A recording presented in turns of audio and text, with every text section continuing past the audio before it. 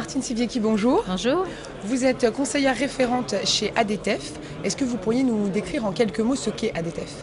Oui, eh bien ADTEF est de l'Agence de coopération technique internationale des ministères économiques et financiers.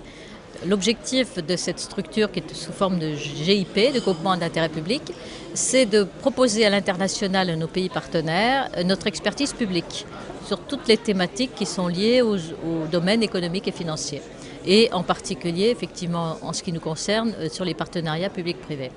Alors, en d'autres termes, est-ce que vous exportez le modèle des PPP français? Alors, en d'autres termes, effectivement, sur les PPP, nous essayons de valoriser la longue expérience française en matière de PPP qui a plus de 3 siècles, et notamment sur tout ce qui concerne la délégation de services publics et les concessions. Et puis aujourd'hui, effectivement, les contrats de partenariat qui sont mis en œuvre par la mission d'appui au PPP. Alors, vous qui êtes experte en la matière, quels sont les avantages de ces partenariats publics-privés? Alors, je ne vous dirais pas que je suis experte, parce que notre vocation n'est pas d'être expert, mais c'est de constituer un vivier d'experts à la demande des pays, de nos pays partenaires. Donc en fait, je ne vais pas vous dire quels sont les avantages des PPP, même si effectivement ça répond à un financement des infrastructures dans tous les pays, nos pays partenaires étant des pays en voie de développement ou qui sont en train d'achever leur développement.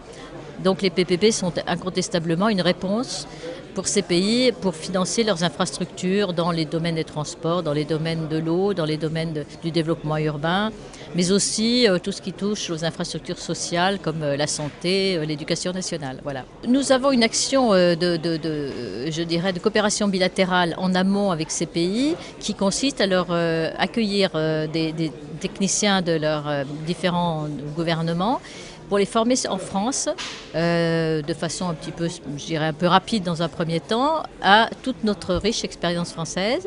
Et nous faisons aussi des missions d'expertise qui sont soit financées sur une coopération française, soit à la suite de réponses à des appels d'offres internationaux qui sont financés, je dirais, essentiellement par l'Union européenne.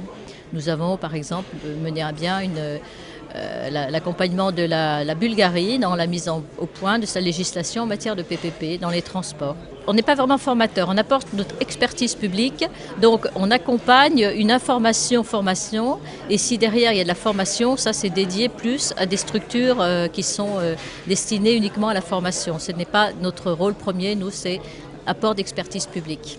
Très bien, merci d'avoir répondu à la question. Je vous en prie.